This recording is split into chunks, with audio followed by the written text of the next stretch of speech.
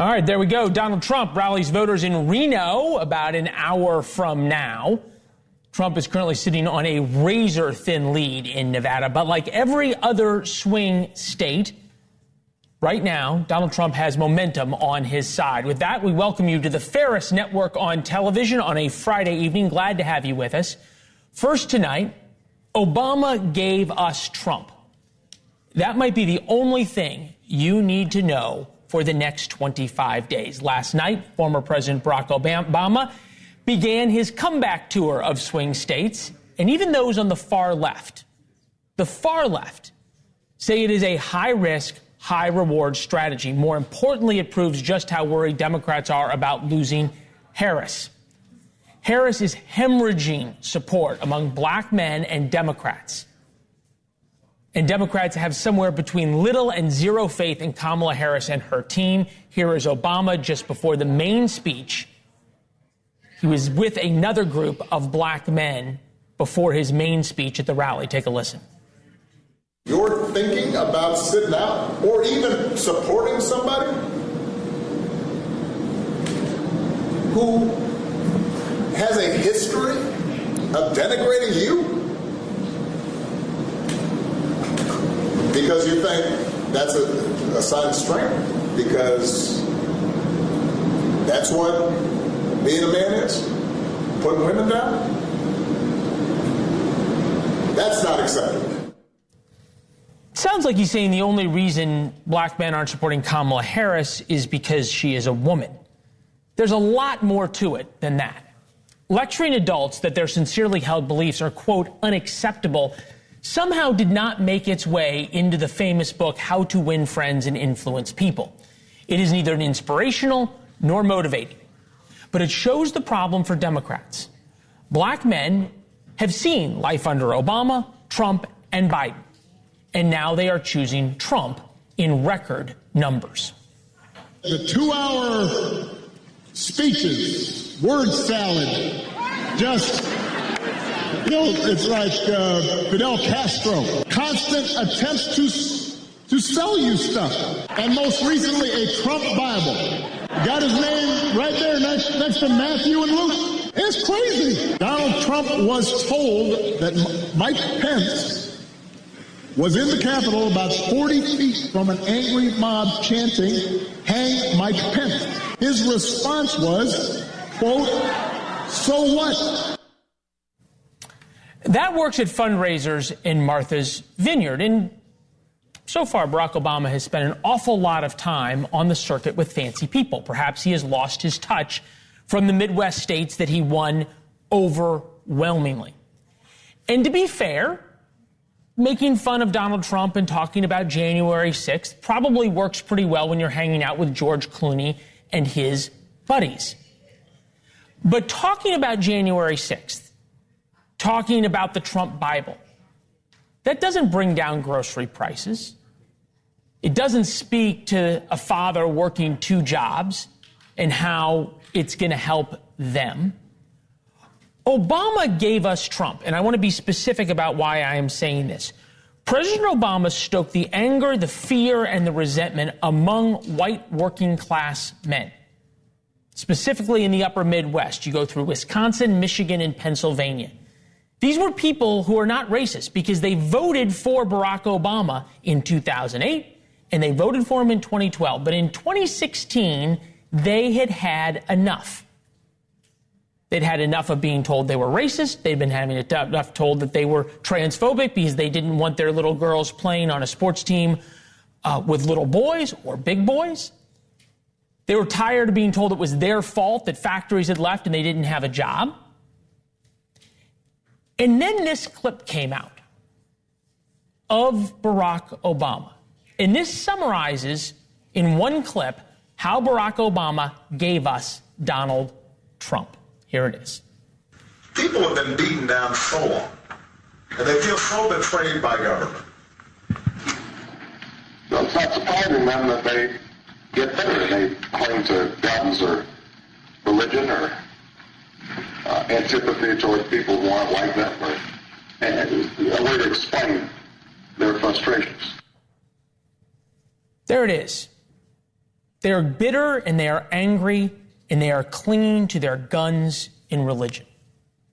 It was kind of like calling them deplorables. People don't like being called names. They don't like being told who they are supporting is unacceptable. Barack Obama has, no question, an innate understanding of the electorate. And there's a big part of the Obama team and the Obama brain trust that is still the very best in the world when it comes to politics. The fact that they are now putting him out on the campaign trail, and they are not doing it for a couple of rallies, for the closing arguments. They're doing it for almost a month. It shows you just how worried they are about their core constituencies. He was in Pittsburgh. We're told he's going to be at other universities. That's going to be key to try and galvanize the vote of young African-American men.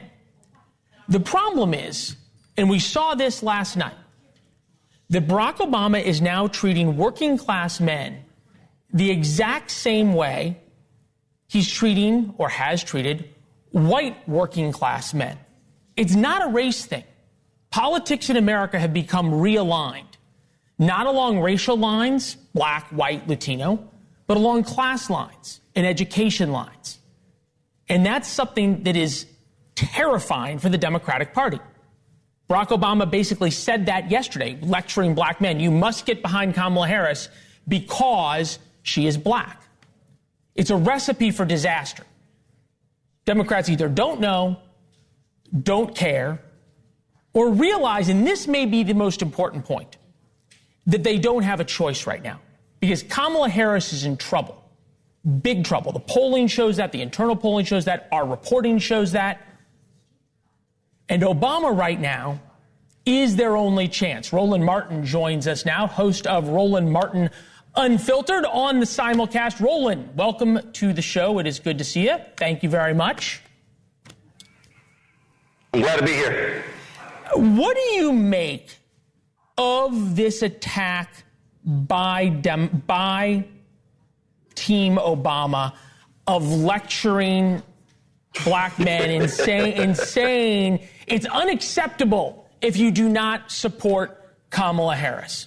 First of all, Leland, everything you just laid out in the last 5.5 minutes is absolutely wrong. I mean, it's right there in the data, okay? So it's just totally wrong, okay? Okay. I'm literally sitting on my set with the head of Black Male Voter Project and executive director of Win with Black Men, folks who know the data better than anybody else. So first and foremost, okay, in 2008, President Barack Obama got 95% of the black male vote, and then the GOP got 5%. 2012, it goes up to 11 points. When you study the data from 1972 to present day, 72, 76, it was 23% of the black male vote. It was 19% in 1976, and then it dropped anywhere from 9 to 13. The reality is this here. And that is, when you look at black men, they are the second largest voting bloc in the Democratic Party behind black women. That's an absolute fact. What you also see is that black men are the most progressive group of men in this country. When they had the ballot initiative in Ohio, black men voted at a higher rate to protect reproductive rights than even black women, than white women, than white men. And so you need to understand that if you actually talk to black men, what you're seeing is that the black voter has changed. The further you get away from the civil rights movement, African Americans less self-identify as Democrats because as you're getting younger. So when you saw Biden's poll numbers, it was weak poll numbers because he was in the low 50s among African Americans. I've had on this show literally the polls. Roland, I'm still trying. I hear you, and I appreciate all the statistics. I'm still trying to figure out where I'm wrong, because if I'm wrong, then why is Barack Obama coming out and saying, and we'll play Barack Obama's clip here where he was talking. We have not seen the same kind of energy and turnout in all quarters of our neighborhoods. Take a listen. Because, okay. Hold on, just take. We have not yet seen the same kinds of energy and turnout in all quarters of our neighborhoods and communities as we saw when I was running. That seems to be more pronounced with the brothers. Okay, New York Times Siena College poll. Trump 53, Harris 42, male voters to Trump. Black male voters, New York Times Siena College poll, Harris 79, Trump 15. How am I wrong? Here's the deal. And Leland, this is what you're actually doing, the mistake that you're making. You're quoting the New York Times Siena poll, and you're not going to the crosstab to look at who they're actually measuring. You should call Chris Toller with the Black Voter Project, who breaks down every single mainstream poll. So you don't think, I just want to be clear. You don't think Kamala Harris has a problem with losing black male support? No. So then why is Barack Obama out there talking about it? What did you just, if you play the clip again, what did you hear him say? He compared to his first election. You just heard me tell you it was 95-5. She got into the race 100 days ago. If you look at right now, the voting in Pennsylvania, young black women are up 248%, because what you had on the Democratic side are young African Americans who are not feeling President Joe Biden. Vice President Kamala Harris has closed that gap in a massive way. And so now what you're seeing is she is building. It's actually in the data. If you talk, Leland, to Black Voter Project, if you talk to Black PAC, if you talk to Terrence Woodbury, if you talk to Cordell Belcher, folks who are well-versed in black data, you will actually see that. If you look at many of these hold it. Roland. Underpolling black people. Okay, well, we can take that up with the New York Times, number one. Number two, you just gave our bookers an entire list of folks, and we will be out to all. And no, you did, and we'll be out to them. But I'm interested in talking to you first. Do you think, or do you see a desire by the Democratic Party and by Kamala Harris's campaign and by extension Barack Obama to understand why, and you are right, that black male voters were moving away from Joe Biden? And yes, Kamala Harris has gotten some back. She's not gotten all of them back. Is it time, and you told me I was wrong, so I'm going to just ask you the question again, but is it time to start looking at the electorate not as black, white, and Latino, but based on education? No, because here's the deal, Leland. If you understand politics is totally about identity politics. What is a soccer mom? It's a white suburban woman. What is a NASCAR dad? It's a white suburban man. Politics is totally about looking at race, looking at class, looking at income. You parse the data. In fact, I talked to a black Republican yesterday who said how Republicans are trying to target African American men who were formerly incarcerated because of the First Step Act. So if Republicans are talking African Americans and they're talking black men and black women, don't you think Democrats are as well? Sure. That's the nature of politics. What you're seeing is, and trust me, you're going to see a rollout over the next several days of an intensive focus from Vice President Kamala Harris on many of these issues. And so listen, I'm going to be in North Carolina sitting down with her, interviewing her on Sunday. And so you have to understand what's going on here, and I'm telling you, as somebody who has a show that targets African Americans, 65% of my more than 1.5 million folks who are subscribed to my YouTube channel, they're black men. So trust me, I know what I'm talking about here. You're not. I will put money down right now. You're not going to see, not even close. Trump get 20% of black voters. Not even close. Not even close to 20%. What number would you see in a poll? And then I got to run, but I want a number from you. What number would you see in a poll of African-American support for Donald Trump in the swing states that would scare you? First of all, there's no number that scares me, because not one poll have I seen it that poll black folks in significant numbers that exceeds 14%. Not one. All right. And I've had 10 of them on my show. All right, there you go. We're out to all your friends, and obviously that interview on Sunday with Kamala Harris is going to be a must-see. We're looking forward to seeing that. We'll have you back to talk about it next week, all right? Appreciate it. Thanks a lot. Right, thank you. We appreciate you being with us. All of the above notwithstanding, as they like to say in the banks, everything that I just said, everything that Roland just said may not matter. Donald Trump can and might seize defeat from the jaws of victory. The new hope among Republicans that Trump won't repeat the mistakes of 2020. 2016, Donald Trump won. In 2020, he lost. Today, he held a rally in Colorado, a state he won't win, but didn't really focus much on the race individually as he did on one issue, illegal immigration. Take a listen. People come in, they're very sick, very sick. They're coming into our country. They're very, very, very sick with highly contagious disease. and they're let into our country to infect our country. All the scum that we have to deal with that hate our country, that's a bigger enemy than China and Russia. In Colorado, the gang even got a green light to shoot police officers. Did you know that the gang got the okay to kill your police? Caroline Levitt's with us, Trump 2024 National Press Secretary. Nice to see you as always. Is this a return to 2016 that the next 3.5 weeks focuses pretty much exclusively on illegal immigration?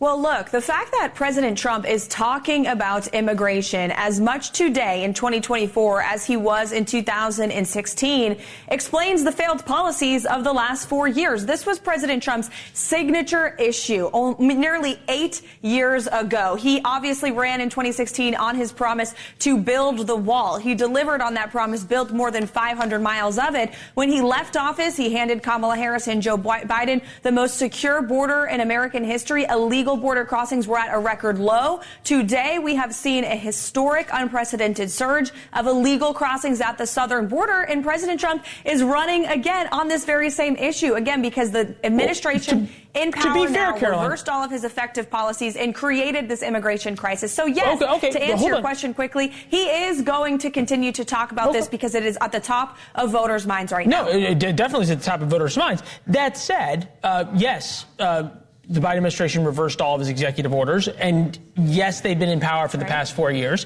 Donald Trump was in power for 4 years as president of the United States and couldn't get any of the immigration bills through Congress that he wanted to in order to codify any of this stuff into law. Isn't this at least partly his responsibility that he's now having to run on it 8 years later? Absolutely not. As I just said, President Trump used his executive power as commander-in-chief to create the most secure border in American history. He implemented the Remain in Mexico policy, which was incredibly effective at deterring illegal immigration because rather than waiting for asylum here in the United States, illegal immigrants were forced to wait in their home countries, which is a deterrent in itself. Again, he built more than 500 miles of border wall. He ended catch and release, and the illegal crossings when he left office were at a record low because of that executive power he used. Now, the Harris-Biden administration has recognized they have that same executive authority. They used it to reverse all of President Trump's effective policies. Now they're pretending, oh, we can't do anything. We need Congress to pass a bill. You don't need a bill through Congress. You need a president who wants to secure the border. President Trump did it in his first term. Joe Biden and Kamala Harris are refusing to do it now. Well, as you know, when you say something that I think is factually untrue, I challenge you on it. So far, so good. So I will move. We'll move forward. Yeah, there you go. We'll move forward a little bit, and I think it's interesting because President Trump was talking at about 2 p.m. Eastern, 3 p.m. Eastern, in a state that he's not going to win. Who's he trying to convince in Aurora, Colorado? Who is going to watch this rally and suddenly say, "Oh, gee, now I'm going to vote for Donald Trump in Pennsylvania"? Look, I know it's conventional wisdom for people in politics to say you have to spend time in the states that are going to propel you to victory.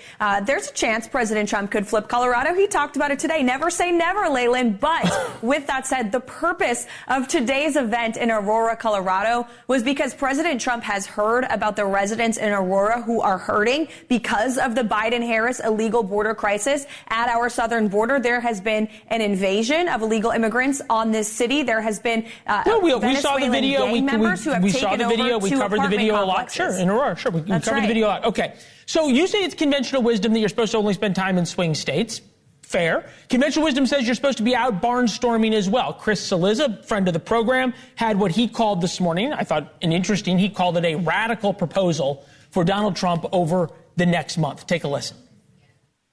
If Donald Trump did not do any of campaign events, did not appear in public, any media interviews or anything, did not Truth Social or tweet or anything. All they did once a day was his campaign put out a statement from him essentially bashing Kamala Harris on immigration and the economy and why she's been vice president for the last 3.5 years and hasn't fixed either of those two problems. I actually think he might have a better chance of winning. Is he on to something maybe that Donald Trump could be his own worst enemy at times? Absolutely not. President Trump is winning, in fact, because he is barnstorming the country. He did more events in September than Kamala Harris, far more. And look what happened. He rose in the polls. Kamala Harris has hit a plateau, and she is actually decreasing with some of her support amongst key Democrat demographics. So like I said earlier, it's conventional wisdom for you to go to the battleground states. President Trump's not a politician. He goes to where the American people are. He hears their suffering. He wants to go and talk to them. He's done it in Aurora, Colorado. He's going to California this weekend. He's coming to New York. About Kamala Harris's radical record. He'll be in New York. Yeah. Madison Square Garden, baby. We'll be there later this month. He wants to be a president for all Americans. He wants to fix the problems that all Americans are facing, whether you live in a red state or a blue state. All right, you will note, we covered in our segment before, Kamala Harris's decrease of support among the demographics you just talked about. Immigration being, as we found out, among African-American men, one of the big reasons. Caroline, it's good to see you. Have a great weekend. You too. Thanks. Yes, thank you. Some Democrats say they will be unwilling to certify November's election results. I'm old enough to remember when not certifying elections was a threat to democracy. So how are Democrats justifying doing exactly what they yell at Republicans for?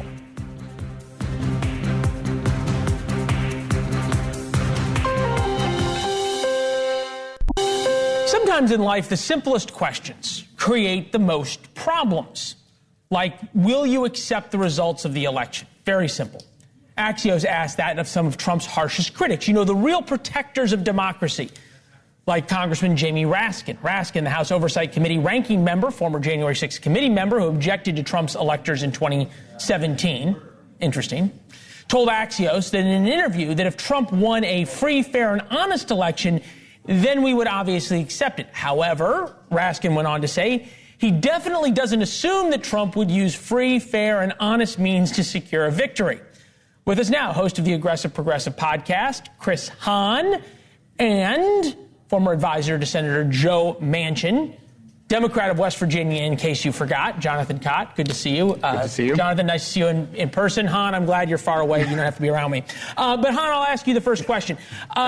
Whenever I hear Republicans talk about this and say we're not going to accept the election or only if it's free and fair, what about irregularities, Democrats scream threat to democracy. How is this not also a threat to democracy? Yeah. There will be no organized effort amongst Democrats to not certify the election if Trump I'm sorry. There was an organized effort. Hold on. There was an organized effort in 2000 to object to the electors by members of the Democratic caucus. There wasn't. Yes, there was. Nope. And there wasn't. Jamie there Raskin objected it in 2017. Please. Come on. Yeah, scattered objections is not an organized effort. Didn't they teach you that at the London School of Economics? I know you know how to add. You're a very smart man, Leland. They just taught me right from wrong, and either you accept an election or you do not. Accepting elections, good. Well, not accepting elections, bad. Okay, Jonathan, are you with Hahn on this? I think there is a clear difference between one or two members objecting on the floor of the House of Representatives, holding their hand up and saying, I object, and what Donald Trump did, which was organize an armed riot on the Capitol. By the way, I was there on January 6th. Let's stop looking backwards. Let's look forwards, okay? It's hard to look backwards when Donald Trump tried to get us killed on a day. Let's look forwards. Hard. Let's look forwards, not backwards. We're not talking about Donald Trump. We're talking about Jamie Raskin. How can Democrats say you must accept the results of elections and then say, I, as a congressman, are going to decide if it's free and fair, but I think Donald Trump's going to cheat, so I may not accept it? Because Donald Trump has been going around the country getting secretaries of state and county board of election officials, like he has done in Georgia, to change the rules and rig the election. That's exactly what Democrats did in 2020. No Democrats did that. All we did was say during COVID, you can vote by mail. Otherwise known as changing the rules. Yes, again, for a global pandemic. Let's look forward. For a global pandemic that Donald Trump screwed up. Which the states approved. Okay, Han, wouldn't it be... approved the change. I understand you don't know much about the moral high ground, because for you, normally it's a moral, mound of sand, like an anthill. But wouldn't it be easier for Democrats to be on the moral high ground, even if it's an anthill, okay, if they said, right, hey, we accept free and fair elections. What about you Republicans, rather than offering caveats? I read the Axios piece. And that's normally Democratic Party, one of them who used to be my boss. That's sort of the bottom line for trying to be on TV. Congratulations! You were glad you did your homework. Go ahead. Exactly. But the Democrats are not going to lead an armed rebellion against Donald Trump in the Congress. Kamala Harris will not say, I unilaterally decide that this election doesn't count, like Donald Trump wanted his vice president to do, and then tried to have him hanged because he wouldn't do it. Again, so let's look be forward. very clear about moral high ground. I'm just trying to figure out. Let's talk about moral high ground. I'm just trying to figure this out. Could either of you guys hold on? I'm just going to ask a question. Can either of you guys answer this question without talking about Donald Trump, just whether it is right or wrong to say, I may or may not accept the outcome of a free election? Yes, Democrats will accept the outcome of a free and fair election. A question J.D. Vance at the vice presidential debate could not answer. And the reason J.D. Vance is at the vice presidential debate and Mike Pence isn't is because Donald Trump, looking back, tried to hang him and get him killed on January 6th. Again, neither of you are able to answer this question. J.D. Vance, 2 weeks ago, can we not go back to 2 weeks ago when J.D. Vance couldn't answer the question? Is that too far back? Okay, hold. He couldn't answer the question about 2020, which he should have answered and was a mistake. But go ahead. Go ahead, Han. It's a moot point anyway. She's going to win. You will announce this around 2 a.m.-ish, I think, on the night of election. Han lays down 2 a.m. as the overall. It's fine. I'm going to disagree with him because Pennsylvania won't come in that early because they refuse to count the vote. The other conversation was way more fun. But I have something even better for you guys to talk about. And I want one of you guys to explain to me. You guys are both political operatives. You advise candidates. Gretchen Whitmer, governor of Michigan, was rumored to be on the VP shortlist. Wasn't ever going to get picked, but was on the short list. On and on and on. This is a thing that has now gone viral of her and TikTok, Instagram, some kind of social media star. Take a look. Oh, it's evidently just B-roll that was put on Instagram of this young woman being fed Doritos by the governor of Michigan. Would either of you have advised your respective candidates or politicians in office to do this? No. No? All right. An honest answer out of Jonathan. What about you, Han? What is going on here? No, but I really need to see the context here. I don't know. Do you understand I love this? Big Gretch, I don't care about the context. It's weird. I don't get it, and I don't care. It's weird. I would never. If this was a Republican, come on. If this was Carrie Lake, there would be all sorts of discussion about it, right? We can have a lot of discussion about it, but we can then compare it to things Carrie Lake has done. Well, never fed anybody who was on their knees Doritos. No, she just is running for Senate. Now you want to talk about politics. I just want to talk about the Doritos. Doritos are weird. Lays I don't even eat Utz Doritos. better. I'm more of a chips and salsa guy. You're more of a Cheetos guy? All right. I'm from New York. Utz. Utz? Yeah. All right. I'm going to have some Utz now that I'm in New York. All right, fellas, this was fun. Good to see both of you. Next time we're going to get on set and do this, all right? All of us, yeah. We're going to get you off of that fancy place out by the Hamptons. All right. Talk to you guys soon. I was You see, I get the last word. This weekend, you see, you guys are going to go to the movies together. You might see this. This weekend, a new Trump biopic movie hits theaters. It's called The Apprentice. The Trump campaign says it's garbage. I'll tell you why they should actually be happy about this movie. There's never been anything like this, of this magnitude, this quality. Ooh, cheese balls over here. What are you doing? You want one? No, it looks totally disgusting. Cheese ball. Cashing on the election, 3 weeks before the election, you release a movie about Donald Trump. It's called The Apprentice and follows a young Trump eager to make a name for himself in New York City. Sebastian Stan plays Trump and Jeremy Strong plays Roy Cohn, the notorious attorney who helped shape the man Trump is today. It even got a glowing review from the Wall Street Journal, of all people. The Apprentice review, a nuanced take on Trump. Some will denounce the film as a Hollywood hack job, but it isn't. It is apparently sympathetic and harshly negative towards its subject, giving both sides ample reason, how you know it's a good movie, to loathe it. How do you always win? There's rules. The first rule is attack, attack, attack. It's going to be the finest building in the city, maybe the country, in the world. Rule 2, admit nothing, deny everything. There's never been anything like this, at this magnitude, this quality. Ooh, cheese balls over here. What are you doing? You want one? No, it looks totally disgusting. Cheese balls. Rule 3, no matter what happens, you claim victory and never admit defeat. You have to be willing to do anything to anyone to win. The director of The Apprentice, Ali Abashi, joins us now from New York. Ali, it's good to see you. Thank you. This movie comes out 3 weeks before Election Day in the United States. It's impossible for that to happen without wanting to make a political point. What's the point you want to make? The point is not political on the party political line. The point is really about the U.S. political system actually not being Democratic, neither Republican. Remember, Mr. Trump used to be a Democrat himself before becoming Republican. His father, Fred Trump, was a Democrat and used to be a major Democratic donor. Every country in the world that I've ever visited politically, that people play hard. As we like to say, it's a full contact sport. This is the second trailer. I saw 2 from the trailer. Attack, attack, attack. Deny everything, admit nothing. Take a look. Attack, attack, attack. Deny everything, admit nothing. Never admit defeat. What if you lost your fortune today? Well, then maybe I'll run for president. I don't know. I say, if you're indicted, you're invited.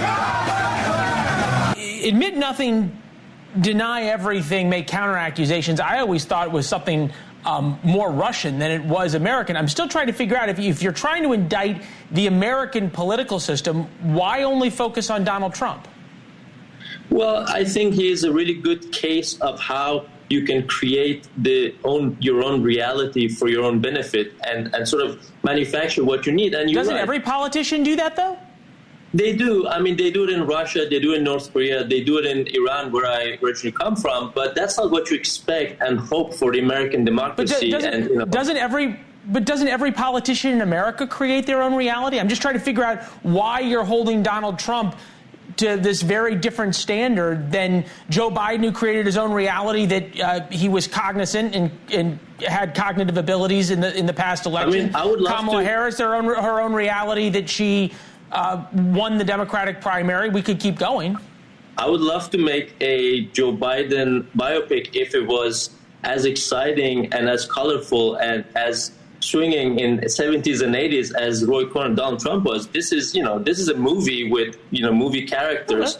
And, it has political ambitions. It has political content. But, I'm not trying to sort of, make one biopic per party here. That's not my job.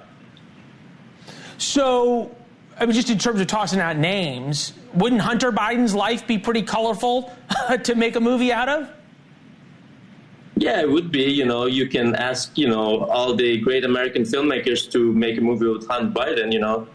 It's I can't tell you why they haven't made that, but I can tell you why they made this one. All right. So I thought there was an interesting point where Roy Cohn was actually sort of teaching Donald Trump how to sort of the Roy Cohn way, if you will. Take a listen. I'm planning on making it the best and the finest building in the city, maybe the country, in the world.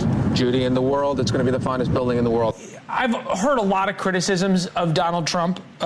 We always try to be fair on this show. You sort of present him as this sleazy, sex-obsessed developer.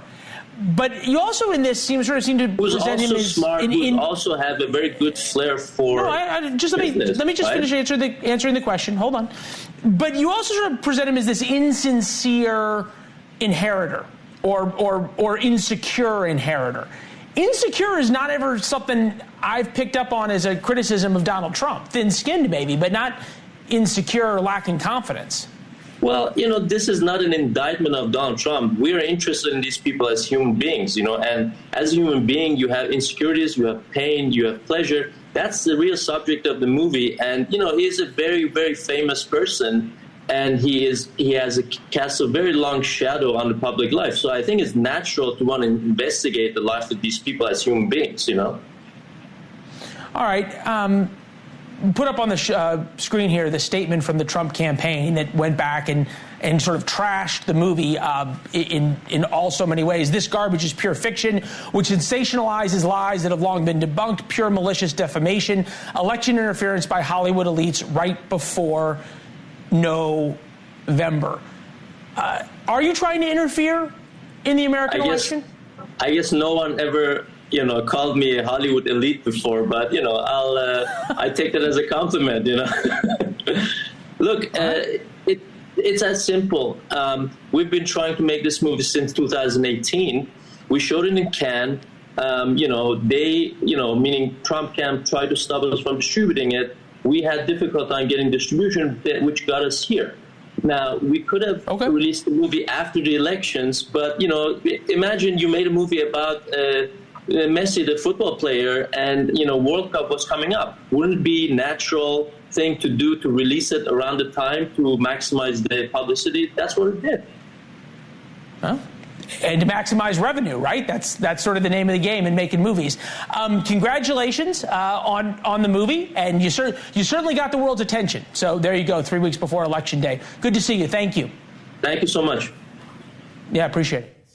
I wrote about the movie first in War Notes. That is our daily newsletter. You can get it for free, 4 p.m. every day. Our thoughts on the most important stories of the day.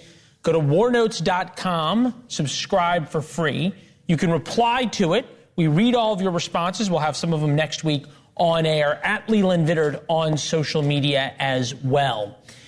Wrote about this story as well. Forget the back and forth over misinformation. People on the ground in Florida and North Carolina face a new reality. How do you vote after a hurricane destroys your house? Who the destruction benefits? Yes, we will be that cold and calculating when we come back. The cleanup in Tampa all over the west coast of Florida continues. Millions in Florida don't have power. But in Florida, they are experts in getting the state back up and running elections after hurricanes. That isn't the case in the mountains of North Carolina, where they haven't seen this kind of damage in over 100 years. Power could take months to come back on. Entire grids will have to be rebuilt, and many communities remain cut off less than a month before the election. 13 counties in the swing state where voting stations, roads, and post offices are shut down. You can see those on your screen. For the most part, they voted red in 2020. The exceptions is Buncombe and Watauga counties. If I pronounced that wrong, please let me know on Twitter. So if people can't get to the polls, that's likely bad news for Donald Trump. A total of 1.3 million registered voters in the disaster counties, 294,000 registered Democrats, double that for Republicans. Politics and government reporter for WFAE, the NPR station in Charlotte, Steve Harrison is with us. Steve, good to see you. Thank you. You just think about the numbers and you think about the devastation. Fair to say that it is impossible for this to not affect the election in one way or the other? Yeah, I think this is a huge question. I've been wondering myself. I went back and looked. You showed a map of 13 counties that had the most devastation. I did an analysis of about 15, a little bit larger, but basically the same thing. Trump won those counties by 57,000 votes 4 years ago. Like you said, Buncombe County is home to Asheville. That is very liberal. Watauga County is home to Boone and Appalachian State, a lot of college students.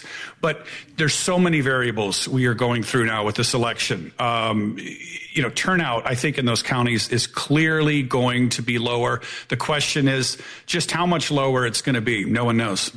Look, you oftentimes worry about the wrong thing. You said 57,000 votes. That can be the difference of the election in North Carolina. We certainly saw that in 2016 with some of the states that Donald Trump won. The flip side of that is that people can be awfully motivated because they're angry. They're angry about the response. They're angry about how they've been treated. They're angry about the response in relation to how they feel people who come across the border illegally are treated. Are you getting a sense, obviously nationally, a huge amount is being made about the anger in North Carolina. is it being reported on accurately in terms of how angry people are? I think that's a good question. Clearly, there are people in Western North Carolina who feel like the government has not done enough. They feel isolated. They may not personally be seeing FEMA people on the ground, even though FEMA is nearby. But it's interesting. You've had Republican lawmakers. You've had Senator Tom Tillis, defend the response. The Republican congressman for the area, Chuck Edwards, has defended the efforts. You had a Republican state legislator, kind of talking about some of the misinformation coming out, telling people to cut it out. So there are people who are clearly frustrated and feel FEMA has not done enough.